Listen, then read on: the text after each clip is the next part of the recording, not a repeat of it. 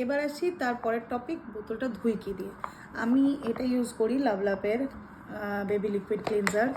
এটা দিয়ে বোতলটা প্রথমে ধুয়ে নিই ভালো করে, তারপরে এই বোতলটাই আমি স্টেরিলাইজার মেশিনে দিয়ে দিই। স্টেরিলাইজার মেশিনের নিচে জল দিতে হয়, তারপরে এটাকে পুরো পার্টে এটা এবং তার সাথে হচ্ছে এটা আগে খুলে নিলাম, আমি এটা বারবার ভুল করি, এটা ইভেন নিপেল বার করে ভালো করে ক্লিন করে পুরো পার্ট করে আমি স্টেরিলাইজারে এটা স্টেরিলাইজ করতে দিই।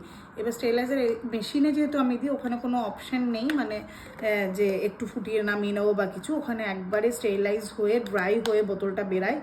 তো এটা আমি 4টে বোতল যেহেতু ইউজ করি, আমাকে দিনে 2বার স্টেরিলাইজ করতে হয়, কারণ ও সবগুলো বোতল খেয়ে নেয়, তারপরে একবারে বসিয়ে দিই। এবার যাদের ক্ষেত্রে এতগুলো বোতল ইউজ করছো না, 2টো বা ইউজ করছো, সেক্ষেত্রেও যারা স্টেরিলাইজার ইউজ করছো তারা একবারেই বসাবে, মানে একটা বোতল খেয়ে নিল একবার, কিন্তু প্রত্যেকবার খাওয়ার পর স্টেরিলাইজেশনে দেওয়াটা মাস্ট।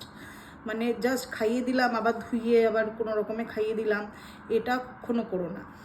তো এই লিকুইডটা আমি ইউজ করি, এরকম প্রচুর লিকুইড পাওয়া যায়, তবে আমাদের যে নর্মাল বাসন মাজা সাবান এইগুলো ইউজ বাচ্চাদের জন্য না করাই ভালো, যেহেতু ওরা মুখ দিয়ে খাচ্ছে, কিছু যদি পার্টিকেলস লেগে থাকে বা কিছু, তো সেই ক্ষেত্রে বাচ্চাদের জন্য যে লিকুইড ক্লিনজারগুলো হয় সেগুলো ইউজ করাই খুব ভালো এবং খুব সামান্য পরিমাণ লাগে।